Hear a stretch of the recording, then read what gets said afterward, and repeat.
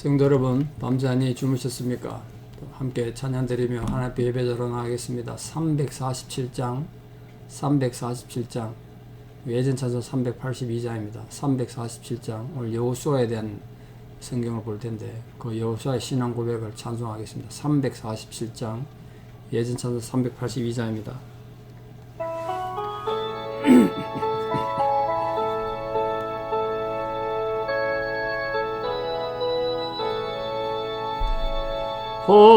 허락하신 새 땅에 걸어가려며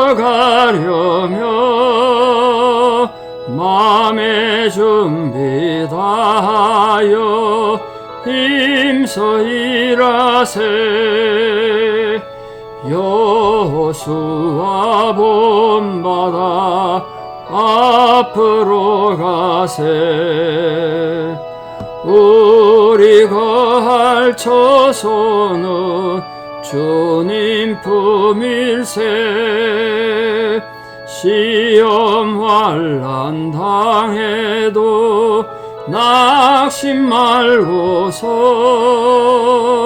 맘의 걱정 버리고 힘써 일하세. 여호수아 본받아 앞으로 가세. 우리 거할 처소는 주님 품일세. 앞서 가신 예수님 바라보면서 모든 마음을 합하여 힘써 일하세. 여호수아 본받아 앞으로 가세. 우리 거할 처소는 주님 품일세. 일할 곳이 아직도 많이 있으니 담대하게 나가서 힘써 일하세. 여호수아 본받아 앞으로 가세. 우리 거할 처소는 주님 품일세. 아멘. 함께 신앙 고백 드리겠습니다. 전능하사 천지를 만드신 하나님 아버지를 내가 믿사오며 그 외아들 우리 주 예수 그리스도를 믿사오니 이는 성령으로 잉태하사 동정녀 마리아에게 나시고 본디오 빌라도에게 고난을 받으사 십자가에 못 박혀 죽으시고 장사한 지 사흘 만에 죽은 자 가운데서 다시 살아나시며 하늘에 오르사 전능하신 하나님 우편에 앉아 계시다가 저리로서 산자와 죽은 자를 심판하러 오시리라. 성령을 믿사오며 거룩한 공회와 성도가 서로 교통하는 것과 죄를 사하여 주시는 것과 몸이 다시 사는 것과 영원히 사는 것을 믿사옵나이다. 아멘. 예, 오늘부터 우리가 한 몇 달 동안 여호수아에 대해서 좀 말씀을 나누려고 합니다. 그래서 오늘 성경 본문 안 읽고 여호수아 서론을 좀 말씀드리겠습니다. 제가 성경 통독 사경할 때 준비는 엄청나게 해놓고 시간에 쫓겨서 여호수아가 어떤 책인지 예를 들면 그런 걸 잘 못했는데 앞으로 새벽기도 책이 바뀔 때마다 하루 이틀 정도 서론에 대해서 그 성경이 어떤 성경이 좀 설명드리는 게 그것도 유익하겠다. 성도님들 도움이 될 것 같아서 그런 시간을 좀 가지려고 합니다. 오늘은 여호수아 서론에 대해서 좀 먼저 말씀드리겠습니다. 이 여호수아서는 성경의 명칭이 어디서 왔는가? 여러분 아시겠습니다만 모세를 이어서 이스라엘 지도자가 되었던 그리고 약속의 땅 가나안을 정복하고 땅을 분배했던 주의 종 여호수아라는 사람 이름에서 왔습니다. 대개 성경책이 안 그런 책도 절반쯤 됩니다만 사람 이름을 따라서 성경을 썼죠. 그래서 여호수아라는 사람 이름에서 왔다. 그럼 이 책은 누가 썼는가? 이게 이제 논쟁거리인데요. 일반적으로는 여호수아가 기록한 것으로 우리가 추정합니다. 왜냐하면 여호수아가 썼다고 증명되는 내용들이 성경에 많이 등장해요. 근데 또 먼저 고민이 됩니다. 여호수아가 썼다고 보기 힘든 장면도 있단 말이에요. 예를 들면 여호수아 사망 이후의 사건, 여호수아가 자기가 죽은 얘기를 쓸 수 없지 않습니까? 죽고 난 뒤에 얘기를 어떻게 써요? 그런 것들은 어떻게 해야 되는가? 그걸 좀 고민해 봐야 되죠. 이 여호수아서는 여호수아 사후의 사건인 여호수아 사후의 사건인 갈렙과 헤브론 정복, 그리고 운니엘 더빌 정복, 단지파 또 레센 정복 이런 것들이 기록이 됐는데 전통적으로 여호수아가 성경을 쓰고 여호수아 이후에 또 여호수아 죽음이나 그 이후의 내용들은 엘라살이 아론의 아들인 제사장 엘라살이 가필했을 것으로 그렇게 추정합니다. 그것도 엘라살의 아들인 비느하스가 또 나오는데 그 비느하스가 아버지 엘라살 죽음도 또 기록하고 있거든요. 엘라살이 그건 쓸 수 없죠. 그것도 비느하스가 또 보충한 게 아닌가 그렇게 추정합니다. 그러니까 큰 줄거리는 여호수아가 썼고 그 뒤에 엘라살이나 비느하스가 가필한 것이다. 그렇게 생각하시면 좋겠습니다. 왜냐하면 나중에 이제 보시겠는데 여호수아가 아니고는 쓸 수 없는 내용들이 많이 있어요. 그래서 여호수아가 쓴 것은 분명하다 이렇게 보입니다. 뭐 구수라고 옆에서 대필 했을 수도 있지만 그래도 여호수아가 쓴 걸로 되죠. 하여튼 그렇게 생각하시면 좋겠습니다. 자, 이 핵심 인물인 여호수아가 누군가에 대해서 뭐 다 아시겠습니다만 또 한번 정리하고 복습을 좀 하겠습니다. 여호수아는 이스라엘 12지파 중 에브라임 지파에 속한 아버지 이름이 눈입니다. 눈이란 사람의 아들입니다. 여호수아 본명이 호세아인데 나중에 이름이 여호수아로 바뀌죠.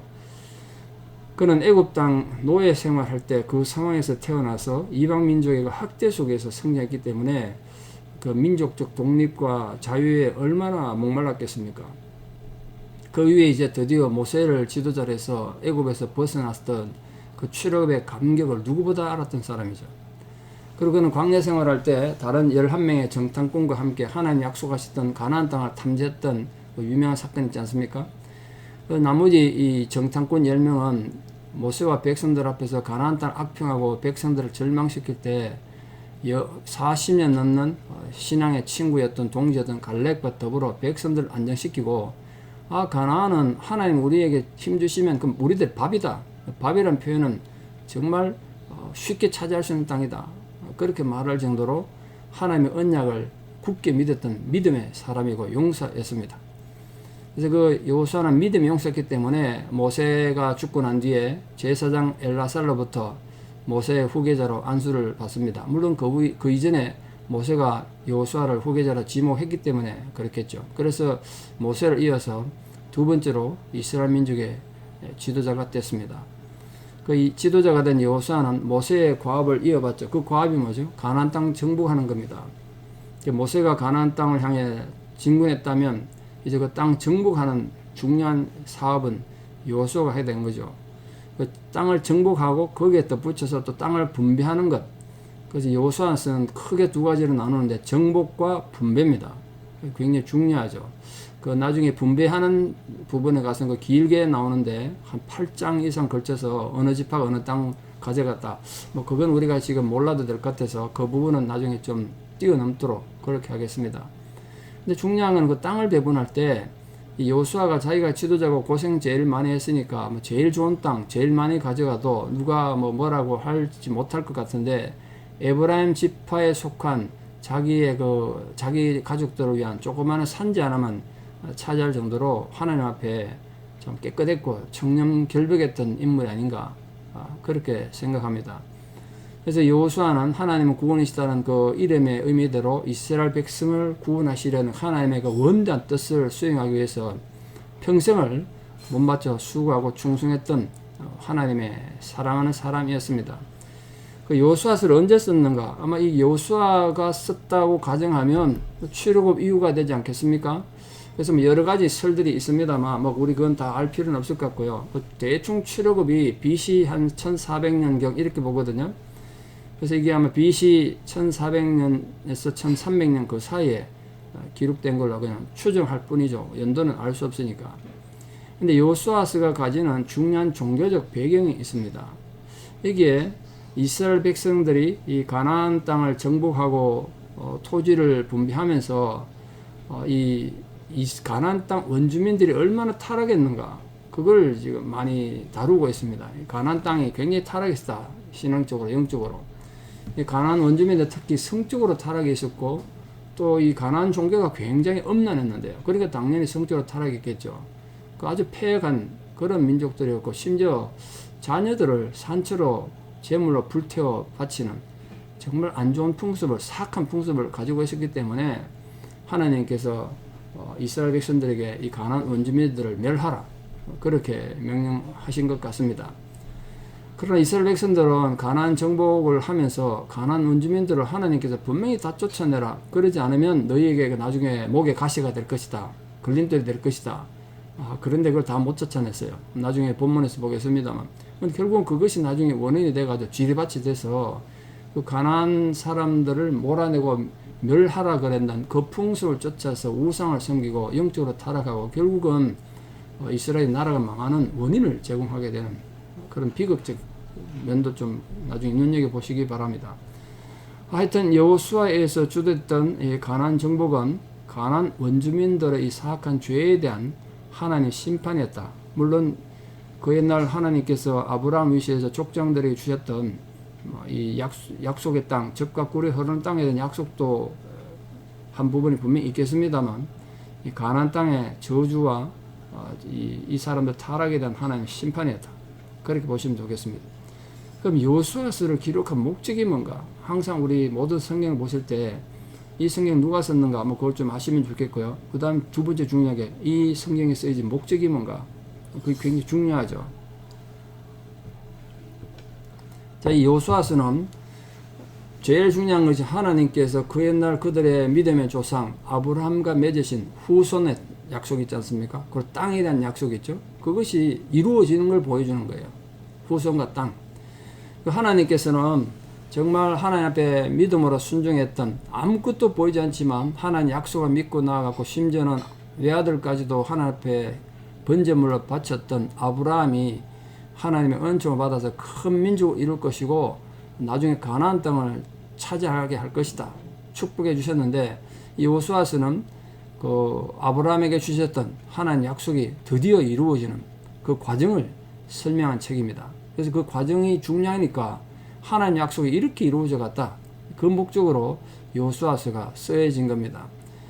그래서 이 여호수아서는 하나님은 언약을 성실하게 지키는 분이시다, 그걸 강조함으로써, 그러므로 앞으로 이스라엘 백성들이 장래에도 오직 하나님 언약만 굳게 믿고 하나님께 충성하는 백성들이 되도록, 하나님 예배 잘 드리는, 제사 잘 드리는 그런 백성이 되도록 할 목적으로 썼습니다. 나중에 여호수아가 죽기 전에 그걸 유언으로 남길 정도로 이 부분을 중요하게 생각했습니다. 안타깝게도 여호수아의 그 바람이 실패를 했습니다만, 그래서 이 여호수아서는 우리 앞부분에 있는 모세 오경에서 시작된 선민의 역사, 하나님께서 부름받은 그 선민의 역사가 어떻게 발전되어 나가고 또 어떻게 이루어져 가고 있는가, 또 하나님께서 그 선민들을 통해서 하나님 뜻을 어떻게 이루어 가시는가, 그걸 보여주기 위해서 기록된 책입니다. 그래서 하나님이 이거 약속이 성취하시는 하나님의 신실하심, 그 모습이 여호수아에서 굉장히 중요하게 등장하죠. 지금 우리 시각으로 보면 있을 수 있는 기적 같은 일들이 많이 일어나지 않습니까? 그 하나님의 신실하심이다, 기적을 그렇게 보시면 좋겠습니다. 이거 말도 안 되는데 이렇게 보지 말고 하나님 이렇게 신실하시다, 약속하신 게 이렇게 지키신다, 그런 차원에서 앞으로 기적을 좀 보시면 좋겠습니다. 자, 이 여호수아서 읽을 때 우리가 정말 논쟁이 아주 오래되는, 그리고 이 기독교를 비판하는 사람들이 즐겨 인용하는 본문이 이 여호수아서에 있는데, 하나님께서 사랑의 성품, 사랑의 하나님 아니겠습니까? 인간을 사랑하라고 하셨던 사랑의 하나님, 인자신 하나님이 이렇게 잔인하게 가나안 원주민을 멸절할 수 있는가? 그게 정당한가? 이제 비판을 많이 받죠.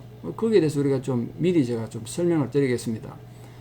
많은 사람들이 선하고 사랑의 하나님이시고 인자신 하나님의 성품이 이 가나안 원주민을 진멸하는 건 모순된 거 아니냐, 그렇게 생각합니다.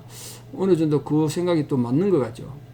근데 여러분, 하나님은 정말 이방인조차도 사랑하신다고 분명히 말씀하셨고 이방인도 다 회개하고 돌아와서 구원받기를 원하시는 분이시죠. 우리 요나서 같은 거 보면 이방인들을 사랑해서 그들이 회개할 때 다 구해 주셨던 중요한 책들 아니겠습니까? 그런데 범죄하는 자에 대해서는 이방인만이 아니라 물론 하나님 백성도 심판하지만 이방인들도 행해서는 안 될 악을 행할 때 하나님 분명히 심판하신다. 그것이 중요한 것이 이 가나안 정복 전쟁이에요. 그걸 모르면 하나님께서 일방적으로 택한 자기 백성이라고 이스라엘 사람들은 뭐 지금도 그렇게 해석할지 모르겠습니다. 우리가 선민이니까 하나님께서 무조건 이 땅을 주셨다. 그래서 선민 아닌 백성들을 죽여도 좋다. 그런 책이 아니란 말이에요. 핵심은 그거예요. 가나안인들도 하나님 원하는 이 올바른 삶을 살 수 있었는데 그러지 않았다는 거예요. 제가 그 증거를 몇 가지 좀 대겠습니다. 가나안인들도 멜기세덱이나 아브람 같은 이 경건한 신앙인을 통해서 여호와 하나님 존재에 대해서 이미 오래전에 들었습니다. 또 여러분 그 소돔과 고모라 사건 있지 않습니까? 소돔과 고모라가 그저 전설이라고 생각했다가 지금 아직도 발굴되고 있습니다. 소돔성 고모라성이 발굴되는 바람에 성경이 신화가 아니라 역사적 사실이라는 게 다시 증명됐는데 그때 그 당시 사람들은 소돔과 고모라가 어떻게 멸망당했는지 다 보지 않았겠습니까? 경건치 못한 그 타락한 그런 사람들이 어떻게 멸망당했는지 다 봤단 말이에요. 뿐만 아니라 이 가나안인들은 성경에 여러 번 그런 말이 등장합니다만 이 가나안 땅이 정복되기 전에 이미 소문을 통해서 하나님의 능력에 대해서 다 들었단 말이에요. 하나님의 소문을 들어서 두루 떨었다. 이 여호수아에서도 그런 내용들이 나오죠. 이제 그런 걸 볼 때 그들이 비록 이방인이라고 해도 의로운 자를 사랑하시고 불의한 자를 심판하시는 하나님에 대해서 어느 정도 알았다는 거예요. 변명이 안 된다는 거예요. 근데 그럼에도 불구하고 가나안인들은 계속해서 우상을 섬기고 음란한 종교적 관습으로 엄청난 타락하고 온갖 악을 행하면서 불의한 삶을 살았단 말이에요. 결국 하나님께서는 도저히 참아볼 수 없어서 소돔과 고모라 성을 멸하셨던 것처럼 예전에 소돔과 고모라 성은 하늘에서 불벼락을 내려서 멸망시켰습니다만 이 가나안 땅의 사람들은 하나님께서 택하고 훈련시키신 광야의 이스라엘 백성들을 징계의 도구로 쓰셔서 이 가나안 땅을 예전에 소돔과 고모라 성을 멸망시키듯이 진멸시키셨다. 그게 하나님의 공의고 정의다. 이해되십니까? 그래 여러분 나중에 이제 앞으로 여호수아 보실 때 하나님이 너무 편파적인 거 아니냐, 뭐 이스라엘 백성만 사랑하고 다른 민족은 무조건 이렇게 죽이냐, 그런 뜻이 아니라는 거 분명히 이해를 좀 하시면 좋겠습니다. 그래서 이 여호수아서의 그럼 이제 중심 내용이 이제 중요한데 세 번째로 간략하게 어떤 내용들이 있는가 앞으로 하나하나 보겠습니다만 미리 좀 예고편을 좀 말씀드리면 모세의 뒤를 이어서 이스라엘 지도자가 된 여호수아가 이제 백성들을 인도해서 가나안 정복하고 그 땅에 정착하는 역사가 기록된 것이 여호수아서다. 한마디로 말하면 한 줄로 말하면 그렇게 되겠습니다. 그래서 크게 가나안 정복과 정착으로 구분된다고 말씀드렸고요. 근데 그 역사 이면에는 이스라엘 백성들이 가나안 땅 정복하는 그 이면에는 정말 중요한 것은 언약을 지키시는 신실하신 하나님 그리고 공의로운 하나님을 나타내고 있습니다. 먼저 정복의 역사를 보면 여호수아는 이스라엘 민족을 이끌고 요단강을 건너서 요단강 건너는 것도 기적적으로 건넙니다만 나중에 보시겠고 여리고성 우리 잘 아는 여리고성 또 아이성을 차례로 무너뜨린 내용이 2장에서 8장까지 길게 설명이 되어 있습니다. 근데 그에 따라 불안을 당연히 느끼지 않았겠습니까? 가나안 여러 왕들이. 그래서 남부 지역 5 왕들이 서로 동맹을 맺습니다. 5 왕이 동맹을 맺어요. 그래서 이스라엘에 대항하죠. 그러나 결국은 여호수아 군대에서 패망당했고 그걸 계기로 여호수아는 북방에 있는 가나안 족속까지 다 진멸시키는 내용이 9장에서 11장까지 나오겠습니다. 근데 그 중에 기본 거민이라고 등장하는데 그들은 겁을 먹은 거죠. 주변 나라들 정복당하는 거 보고 여호수아를 속여가지고 자기들은 저 멀리 있는 나라다. 그러니까 우리가 당신의 종이 될 테니까 우리 멸하지 말고 우리 항복을 받아달라고 화친을 요청함으로 살아남았습니다. 그게 이제 9장의 내용인데요. 9장 한 장에 걸쳐 나옵니다. 그 뭐 어떻게 보면 항복하고 자기들이 하나님도 섬기고 잘하겠다고 그러니까 받아준 것 같은데요. 그런데 이게 나중에 이스라엘이 타락하는 큰 원인이 돼요. 하나님께서 진멸하라는 건 이 죄에 대한 것들은 남기지 말고 다 진멸해야 되는 거예요. 요즘 한국도 그렇고 막 산불 때문에 굉장히 고생이 많아지 않습니까? 작은 불씨 하나가 엄청나게 지금 큰 피해를 가져오는 것처럼 영적으로도 마찬가지예요. 그래서 가나안을 정복한 여호수아는 이제 르우벤, 갓, 므낫세 반 지파 이들은 동쪽에서 땅을 차지했죠. 그 나머지 지파들에게 땅을 분배했습니다. 그 와중에 또 레위 지파는 48개 성읍을 분배받았는데 48개 성이면 굉장히 많은 것 같은데 아마 조그만 동네들이 아닐까 싶습니다. 가나안 땅 자체가 이렇게 전체적으로 넓은 땅이 아니니까요. 그리고 거기에 또 부지 중에 살인한 사람들을 보호하기 위한 도피성을 만들었습니다. 결국은 마지막에 여호수아가 백성들에게 하나님 말씀 잘 지키고 하나님 바르게 예배하는 자가 되기를 유언으로 남기는 것으로 성경이 끝나겠습니다. 이 여호수아서가 역사서에 끼친 영향이 중요한데요. 이 여호수아서는 이스라엘 성경에 앞에 율법서가 있고 뒤엔 역사서가 있는데 역사서 최초의 역사서입니다. 그러니까 아브라함 때로부터 방랑하던 이스라엘 백성들이 나라를 이루는 그 과정의 첫 번째 정착 과정을 나타내 주고 있습니다. 그래서 이 역사적 사건이 논리적으로 질서 있게 이렇게 기록되어 있어서 이해하기도 쉽고요. 또 타락한 종교적인 문제들이 적나라하게 드러나고 있어서 나중에 이게 결국은 나라가 분열되고 하나님 앞에 백성들이 얼마나 죄를 지었는지 이런 거 이해하는 데 큰 도움이 되겠습니다.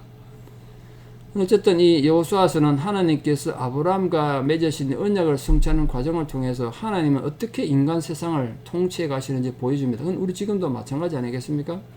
그래서 후대 다른 역사서를 공부하는데 굉장히 중요한 의미가 있습니다. 자, 마지막으로 여호수아는 앞에서 봤습니다만 여호수아라는 이름이 주는 교훈을 좀 정리합시다. 여호수아라는 뜻은 여러분 나중에 항상 책 나올 때 거기 좀 적으시면 좋겠는데 여호수아, 여호와는 구원이시다 이런 뜻입니다.